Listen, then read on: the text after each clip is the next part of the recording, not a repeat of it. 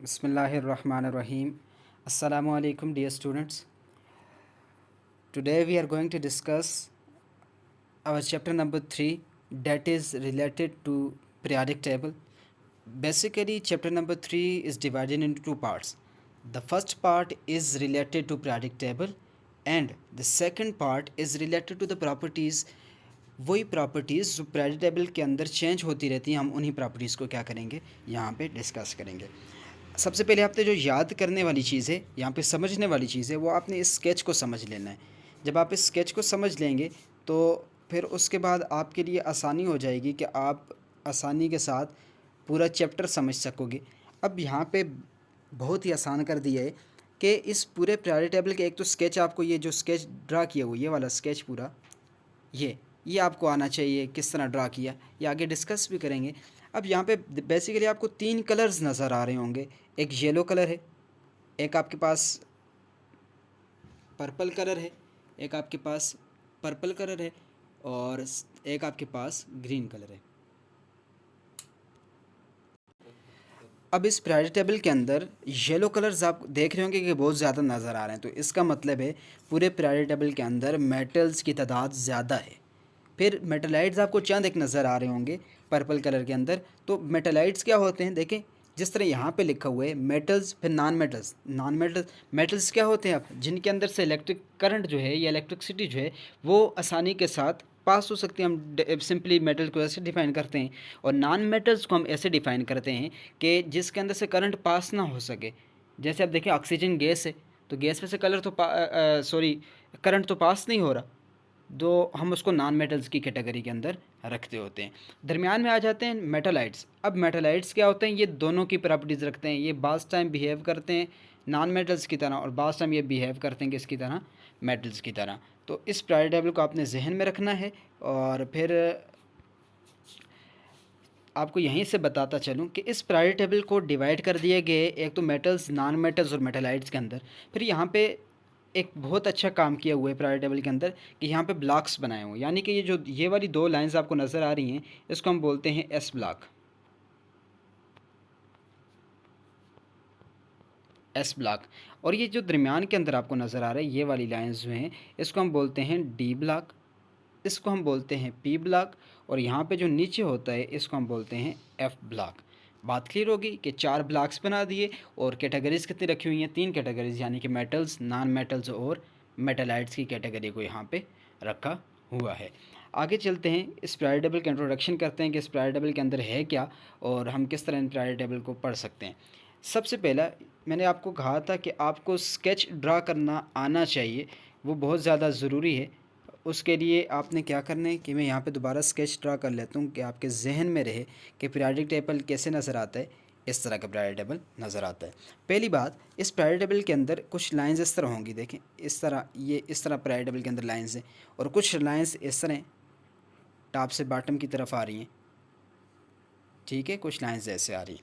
अब जो lines top से बॉटम की तरफ आ रही हैं, जो लाइंस टॉप से बॉटम की तरफ आ रही हैं, ये वाली लाइंस टॉप से बॉटम की तरफ, उनको हम क्या बोलते होते हैं, कॉलम्स का वर्ड उनके लिए इस्तेमाल करते हैं, जो टॉप से बॉटम की तरफ आ रही हैं। और जो जो लाइंस हैं वो आपके पास जा रही हैं, ये आपका लेफ़्ट साइड हो जाएगा। इस लेफ़्ट साइड से आपके राइट साइड के ऊपर जो जा रही हैं, इन लाइंस को हम क्या बोलेंगे, इन लाइंस को हम बोलते हैं ये रोज़ हैं। अब कॉलम्स को मैं कैसे डिफ़ाइन कर सकता हूँ, मैं बोल सकता हूँ कि कॉलम जो है वो आपके पास वर्टिकल लाइंस होती हैं और जो रोज़ होती हैं वो आपके पास कौन सी लाइंस आ जाती हैं, वो हॉरिजॉन्टल सीधी सीधी लाइंस आ जाती हैं। ठीक, ये सबसे पहला काम है प्रायोरिटी टेबल का। ये पहला प्रायोरिटी टेबल का इंट्रोडक्शन है कि प्रायोरिटी टेबल के अंदर बेसिकली दो ही चीज़ें मौजूद है, उन्हीं के अंदर फिर एलिमेंट्स को हमने रखा हुआ है। सेकंड वन, अब यहाँ पे मैं प्रायोरिटी टेबल के अंदर आप देखेंगे कि हाइड्रोजन की जगह एच लिखा होगा, कार्बन की जगह सी लिखा होगा, ऑक्सीजन की जगह ओ लिखा होगा। यानी कि मैं आपको बताना चाह रहा हूँ कि मेटल्स का सिंबल वहाँ पे यूज़ किया होगा, बजाय उसके पूरा नाम कि मैं पूरा हाइड्रोजन लिखता, मैं पूरा कार्बन लिखता, मैं पूरा ऑक्सीजन लिखता, उसकी जगह हमने उसका सिंबल यूज़ कर दिया, केमिकल सिंबल। अब केमिकल सिंबल क्या होता है, ये किसी भी एलिमेंट के लिए वो स्मॉलेस्ट नेम होता है जो आप डिज़ाइन कर देते हो। तो हर एक प्रायोरिटी टेबल के अंदर हर एक एलिमेंट का अपना सिंबल है, बाज़ सिंबल उसके पहले जो वर्ड है उसी से उठा लिया, बाज़ पहले दो वर्ड्स को मिला के, और बाज़ जो है फिर ग्रीक के अंदर उसका जो नेम है वहाँ से उठा के उसके नेम्स को यहाँ पे उसके सिंबल्स को रख दिया। तो यहाँ पे बेसिकली एलिमेंट्स की पूरे नाम की जगह यहाँ पे क्या यूज़ किए गए, सिंबल यूज़ किए गए। अब मैं आगे चलूँ ज़रा तो आपको बताऊँ कि मिसाल के तौर पे एक प्रायोरिटी टेबल के जो तीसरा पॉइंट लिखा हुआ है कि number above the symbol is atomic number, और ये next point the number below the symbol is known as atomic weight. अब मैं आपको बताऊं मिसाल के तौर पे ये सोडियम है, ये सोडियम आ गया और ये सोडियम का सिंबल है, और ये सोडियम अब एस से स्टार्ट हो रहा है, SODIUM सोडियम, लेकिन यहाँ पे सिंबल जो यूज़ किया हुआ है वो क्या है, Na। तो इससे हमने ग्रीक से उठा लिया इसको, क्योंकि हमारे पास ऑलरेडी बहुत सारे सिंबल्स यूज़ हो चुके थे जिनको हम दोबारा यूज़ नहीं कर सकते। तो पॉइंट्स की तरफ आते हैं कि जो चीज़ यहाँ पे टॉप के ऊपर लिखी होगी, ये 11 में यहाँ पे लिख रहा हूँ, तो 11 इसका क्या आ जाएगा, 11 इसका आ जाता है एटॉमिक नंबर। अब एटॉमिक नंबर क्या होता है, एटॉमिक नंबर हम सेकंड चैप्टर के अंदर डिस्कस कर चुके कि it is the number of electron और it is the number of proton present in an atom is known as atomic number. तो ये तीसरा पॉइंट आपको क्लियर हो जाना चाहिए। अब इसी सिंबल के नीचे वाली साइड, बिलो वाली साइड, अब बिलो वाली साइड ये भी हो सकती है, ये वाली जगह भी हो सकती है, बिलो ये भी हो सकती है, किसी भी साइड। यहाँ पे लिखो होगा मिसाल के तौर पे मैं लिख रहा हूँ 23। अब ये 23 क्या है, इसका एटॉमिक वेट है कि पूरे एटम का वेट कितना है, 23 है। ठीक है, तो ये 23 क्या होता है, अब मैं एटॉमिक वेट को अगर डिफाइन करूँ तो ये भी ऑलरेडी हम डिस्कस कर चुके। ये क्या होते हैं, it is the number of proton plus neutrons जो कि कहाँ पे मौजूद होते हैं, किसी भी एटम के न्यूक्लियस के अंदर मौजूद होते हैं, उनका सम होता है। यानी मेरे पास एक एटम के अंदर जितने प्रोटॉन्स हैं, जितने इलेक्ट्रॉन्स हैं, उनको मैं सम अप करूँगा तो मेरे पास क्या जाएगा, उस एटम का वेट आ जाएगा। अच्छा, नेक्स्ट जो यहाँ पे बात की हुई है उस बात को भी आप देख लें कि रोज़ जो हैं, पहले हमने बात की, जो हॉरिजेंटल लाइंस हैं, इस तरह की लाइंस हैं, उनको हम बोलते हैं रोज़। ठीक है, और जो आपके पास टॉप से बॉटम की तरफ वर्टिकल कॉलम्स हैं उनको हम क्या बोलते हैं, इनको हम कॉलम बोलते हैं। ठीक हो गया। अब इन रोज़ के लिए वर्ड कौन सा इस्तेमाल करेंगे, पीरियड्स, यानी कि इस तरह क्या हो जाएंगे, लेफ़्ट टू राइट सारे के सारे पीरियड्स हो जाएंगे। और इस पीरियड टेबल के अंदर टोटल कितने पीरियड्स हैं, ये जहन में रखना है, टोटल 7 पीरियड्स हैं, यानी कि 7 लाइंस होंगी हॉरिजॉन्टल। और ग्रुप्स कितने हैं, यहाँ पर ग्रुप्स आपके पास हो जाएंगे, ग्रुप्स कौन से हैं, टॉप से बॉटम की तरफ, तो ऐसे आपके पास 8 जो हैं ये मेन आ जाएंगे। और अगर हम टोटल को काउंट करेंगे पीरियड टेबल के अंदर ग्रुप्स कितने हैं, तो वो आपके पास हो जाएंगे 18, वो ए और बी को मिला के।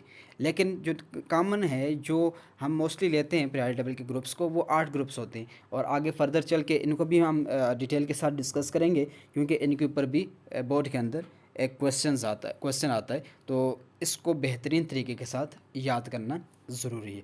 आगे चलते हैं और बात करते हैं कि पीरियड टेबल डिज़ाइन तो हो गया, किस तरह डिज़ाइन किया गया, किन किन मराहल से गुज़रा, उनके ऊपर हम बात करते हैं। अब देखें, सबसे पहले केमिस्ट लोगों ने एलिमेंट्स जो डिस्कवर हो गए बहुत पहले, जो है 18 सेंचुरी के अंदर, जो है 18 सेंचुरी के अंदर एलिमेंट्स इतने ज़्यादा डिस्कवर्ड नहीं थे। ज़्यादा से ज़्यादा कितने एलिमेंट्स थे जी उस वक्त, 34 थे, 34 एलिमेंट्स, 28 एलिमेंट्स, बाज़ जगह 20 लिखे होते। अब ये एलिमेंट्स उस वक्त ये थे। अब इन एलिमेंट्स के लिए हमने ग्रुप्स और रोज़ को डिज़ाइन कर दिया, लेकिन बहुत सारे साइंटिस्ट आए और उन्होंने अपनी अपनी थ्योरीज, अपनी अपनी राय के मुताबिक पीरियड टेबल को अरेंज करने की कोशिश की। तो डुबर्नियर जो एक साइंटिस्ट था, उसने जस्ट 3-3 का ग्रुप्स बनाए, यानी कि एक जगह सिर्फ और सिर्फ कितने एलिमेंट्स को रखा, 3-3 एलिमेंट्स को रखा। ये आपके पास नज़र आ रहे हैं आपको, क्लोरीन, ब्रोमीन एंड आयोडीन। उसने 3-3 का ग्रुप्स बना दिया और उन एलिमेंट्स का ग्रुप बनाया जिनकी प्रॉपर्टीज़ क्या थी, सिमिलर प्रॉपर्टीज़ थी। बात क्लियर होगी कि सबसे पहले, और ये याद रखना है, ये बेस किसके ऊपर कर रहा था, ये एटॉमिक मास के ऊपर बेस कर रहा था कि एटम का जितना मास है, 3-3 की उसने ग्रुप्स बना दिया। ग्रुप्स आपको पता है ऐसे होंगे, और ग्रुप्स बना के वहाँ पे रखे, और जिनकी प्रॉपर्टीज़ क्या थी, सिमिलर प्रॉपर्टीज़ थी। ऐसा डिज़ाइन किया गया। लेकिन ये पीरियड टेबल जो जो नए एलिमेंट्स आए तो उनके ऊपर एप्लीकेबल नहीं हो सकता था। फिर एक नेक्स्ट साइंटिस्ट आए, मेंडेलीव, जो कि एक रशियन केमिस्ट थे और टीचर भी थे, और उन्होंने अपने एक पीरियोडिक टेबल पब्लिश किया। और जो पीरियोडिक टेबल उन्होंने पब्लिश किया वो आपको यहाँ पे नज़र आ रहा होगा, ये आपके पास पीरियोडिक टेबल ये डिज़ाइन किया हुआ है। और ये डिज़ाइन किया हुआ है, और ये किस बेस के ऊपर है, ये एटॉमिक मैस के ऊपर है। यानी कि जिसका मैस मिसाल दे रहा हूँ, जिसका मैस 1 है तो उसको हम पहले रखेंगे, जिसका मैस 100 है तो मैं इसको 100 वाले नंबर पे ऊपर रखूँगा। लेकिन इस पीरियोडिक टेबल के अंदर जो खामी थी, जो ड्रॉबैक था, वो ये था कि बाज़ जगह एलिमेंट्स को ऐसे रखा गया कि जिनका एटॉमिक मास ज़्यादा था उनको पहले रख दिया, और जिनका एटॉमिक मास कम था उनको बाद में रख दिया। अब इसकी जो अच्छी बात है मेंडेलीव पीरियोडिक टेबल की, सबसे अच्छी बात यह है कि इसने हमें आइडिया दिया था किस चीज़ का, वो जो हम वर्टिकल कॉलम्स पढ़ रहे हैं, हॉरिजॉन्टल रोज पढ़ रहे हैं, यानी कि ग्रुप्स और पीरियड्स का आइडिया किसने दिया, मेंडेलीव ने दिया। दूसरा, मेंडेलीव ने बाज़ खाली जगह छोड़ दी थी, आपको नज़र आ रही है ये वाली जगह, क्वेश्चन मार्क डाला हुए, खाली जगह छोड़ दी कि इनकी आने वाले एलिमेंट्स की प्रॉपर्टीज़ को पहले से उसने प्रिडिक्ट किया, जो कि बाद में सही साबित हुआ। तो इसका एक अच्छा काम था मेंडेलीव पीरियोडिक टेबल का। लेकिन जो जो नए नए एलिमेंट्स डिस्कवर होते गए, तो फिर इस मेंडेलीव के पीरियोडिक टेबल के अंदर जो किसी चीज़ के अंदर खामी आती है, फिर हम उस चीज़ को इग्नोर करके किसी और थ्योरी की जानब जाते होते हैं। आगे हम नेक्स्ट चलें तो ये जो हेनरी है, ये आपको यहाँ पे हेनरी की तस्वीर भी नज़र आ रही होगी, यानी कि मोज़ले, ये तस्वीर भी नज़र आ रही होगी, उनकी लैब के अंदर मौजूद तस्वीर है। और ये जो मोज़ले है, ये मोज़ले काम किसके ऊपर कर रहा था, ये एक्सरे के ऊपर काम कर रहा था, और वहाँ पे इसने एटम के ऊपर चार्ज को, यानी कि कौन सा एटम के ऊपर चार्ज होता है उसको मैयर कर रहा था। ठीक है, यानी कि किस चीज़ को, एटॉमिक नंबर को मैयर कर रहा था। इससे पहले जितने भी पीरियोडिक टेबल डिज़ाइन किए गए वो सारे के सारे एटॉमिक मास के ऊपर बेस कर रहे थे, जबकि ये वाला एटॉमिक नंबर के ऊपर बेस कर रहा था। यानी कि जिसका एटॉमिक नंबर 1 होगा मैं उसको पहले नंबर पे रख दूंगा, जिसका एटॉमिक नंबर 2 होगा मैं उसको दूसरे नंबर पे। तो इसी तरह इस पीरियोडिक टेबल को अरेंज किया गया। मैं यहाँ पे क्या लिखा हुआ है, he arrange elements in order of increasing the atomic number. बस जिसका एटॉमिक नंबर 1 है उसको पहले रखो, जिसका एटॉमिक नंबर 2 है उसको बाद में रख लो। बात क्लियर होगी।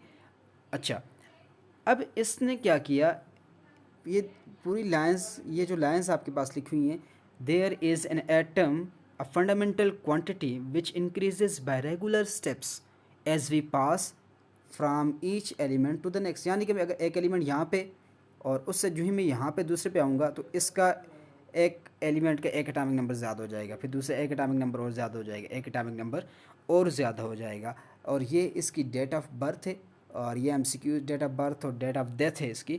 और ये जो है आपको याद होनी चाहिए पेपर में एमसीक्यूज़ के पॉइंट ऑफ व्यू के हिसाब से। तो ये हेनरी ने अपने एटॉमिक नंबर की बेस के ऊपर पीरियोडिक टेबल को अरेंज किया, और इस हेनरी ने फिर पीरियोडिक टेबल के अंदर वही जो सेम आइडिया हमें किसने दिया था, हमें आइडियाज़ दिए थे वर्टिकल्स कॉलम्स के और रोज़ के, हमें आइडिया जो मिल गया था उसी को इसने बेस बनाया। यानी कि in modern periodic table elements are arranged in order of increasing the atomic number, यानी कि नंबर ऑफ़ प्रोटॉन्स की बेसिस के ऊपर एलिमेंट्स को अरेंज किया गया। पीरियोडिक टेबल जो है, अब इसमें क्या है, when elements are arranged in order of atomic number, और ये इंक्रीजिंग एटॉमिक नंबर से क्या मुराद है, 1 2 3 4 5 6, there is periodic repetition, there is periodic repetition of their chemical and physical properties. मैंने आपसे स्टार्ट के अंदर कहा, लेक्चर जो ही स्टार्ट हुआ था, मैंने ये बात की थी कि इस पूरे चैप्टर के 2 हिस्से होंगे।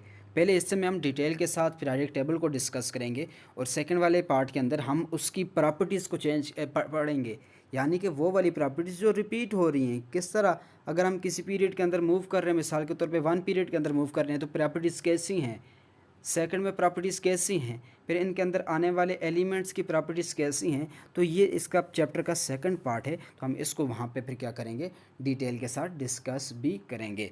तो ये आज के लिए आपका था पीरियोडिक टेबल। और ये जो डेफिनेशन हमने की है, किसकी डेफिनेशन दी, पीरियोडिक लॉ की। बात क्लियर है। ये जो आपके पास लिखा हुआ है पीरियोडिक लॉ की डेफिनेशन क्या बनेगी, elements are arranged in order of increasing their atomic number.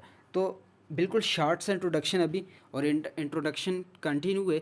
इंशाल्लाह पार्ट 2 के अंदर जो है हम इसको फर्दर कंटिन्यू करेंगे, और हम प्रेडिक्टेबल को डिटेल के साथ, ग्रुप्स कितने हैं, ग्रुप्स के नाम कितने, नाम कैसे हैं, क्यों रखे गए, किस तरह उन नामों को रखा गया, क्या क्या वजह बनी उन नामों को रखने की, उनको हम डिस्कस करेंगे। पीरियड्स क्या होते हैं, पीरियड्स बेसिकली हमें किस चीज़ का आइडिया दे देते हैं, ग्रुप्स हमें किस चीज़ का आइडिया दे देते हैं। तो इंशाल्लाह हम उसको भी नेक्स्ट जो हो क्लास, यानी कि इसी लेक्चर का पार्ट बी होगा, उसमें हम डिस्कस करेंगे। Thanks for watching. इस पूरी कंप्लीट वीडियो को देखें, और इसमें अगर कोई इशू हो तो आप फिर वो हमें व्हाट्सएप के अंदर पूछ सकते हैं, जो भी इशू होगा।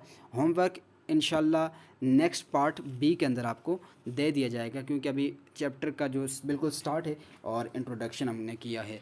Thanks for watching. पूरी वीडियो देखिए। अल्लाह हाफिज़।